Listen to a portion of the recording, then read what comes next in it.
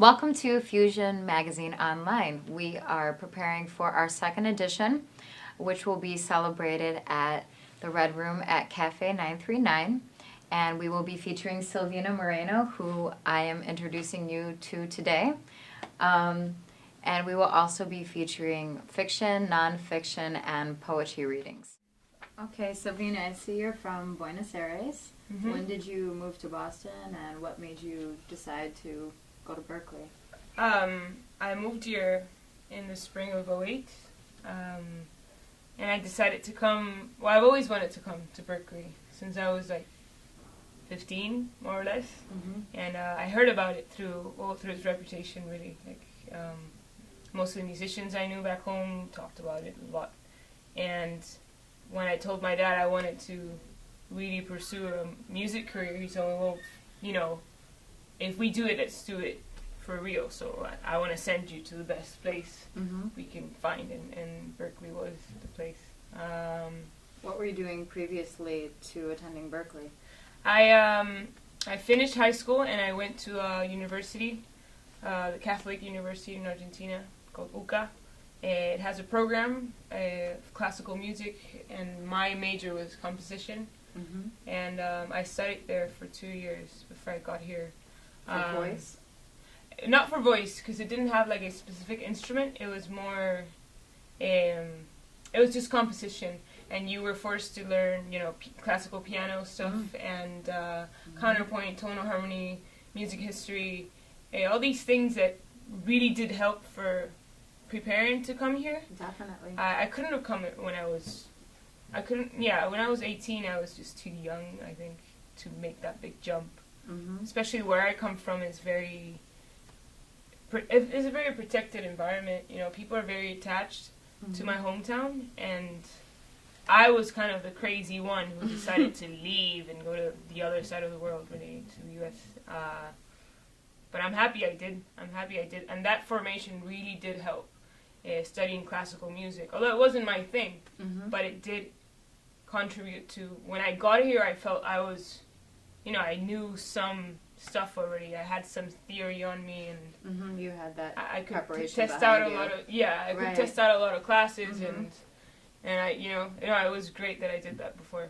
I moved here in the spring of '08, and I decided to come. Well, I've always wanted to come to Berklee since I was like 15, more or less, and I heard about it through its reputation, really. Most of the musicians I knew back home talked about it a lot. And when I told my dad I wanted to really pursue a music career, he told me, well, you know, if we do it, let's do it for real. So I want to send you to the best place we can find, and Berklee was the place. I had two Pink Floyd cover bands. Crazy, I had two. They were separate projects. One of them did The Wall as an opera rock kind of thing in the theaters, and the other one was just a compilation of Pink Floyd stuff. Okay. And that really got me into, you know, it opened the doors to so many music that I didn't know about, because my mom and my dad do listen to a lot of good music from, you know, 50s, 60s, 70s, you know, but I wasn't really familiar with that, because back home everybody just listens to mainstream radio. I didn't know about Pink Floyd till I started with this band, and I just sat down to listen to The Wall, and I'm like, what's this, you know? But that opened my mind a lot to a lot of new music and bands, and that's what's the beginning of my real music interest. And I stopped listening to radio, and singing with them was amazing. And it was my first real band gig, and right before I came here, I was challenged to sing The Great Gig in the Sky, which is a Dark Side of the Moon song that's very hard. It's the hardest I've done. Tell me about your involvement with Berklee, your recording experience and performance. Are you performing now? Yeah. Okay. Ever since my third semester, I started booking recitals, because you can book recitals through the concert office, and it's very simple. You just sign up for them. I heard this through an Argentinian friend, and it was great, because I started booking a recital every semester, and so I got to book 1A a bunch of times and 1W one time just my first time. And then I just went to David Friend, and this last month I had my recital at the BPC. For the first time, it was my show at the BPC. It was great. I felt really nice about that. And then I got involved with, recording with MPNE students, CWP students, just getting involved as much as I could. I went to London this summer, and I performed a lot in London, just out of like emails and open mics, and just started just on my own. And then I got a little band, and it was great. So that encouraged me to start booking stuff in New York City this semester. So now I had a gig last week in New York City, and I have 5 more gigs there coming up. I have a gig on Saturday. I have another one the next week. So now I'm booking a lot in New York City, and actually that might be where I move. Mm-hmm. So it's good to start getting just simple, small gigs there.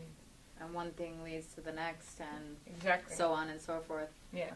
I got involved with the MBJ, the Music Business Journal, writing articles for them. And, I really like the business department. It's brought so much information.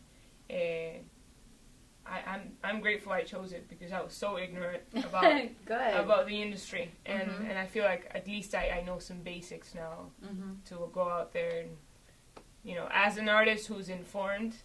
Definitely. That was my to be well-rounded. My idea to have to. I want to be an artist, but to know about the business, to be ready to receive a contract and know what they're talking about. If I have a lawyer in front of me, know what they mean, those kinds of things. When you have to deal with business people, because we will have to deal with business people, and that's reality. It is a business, and there's a lot of people here that still like to believe that it's art. It is art, but it is a business too. It's both things. You cannot art separate. And commerce. Yeah, you cannot separate them. And well, why don't we hear you play? Oh, okay. Sure. Yeah, let's do a song. Great. So this is Silvina Moreno.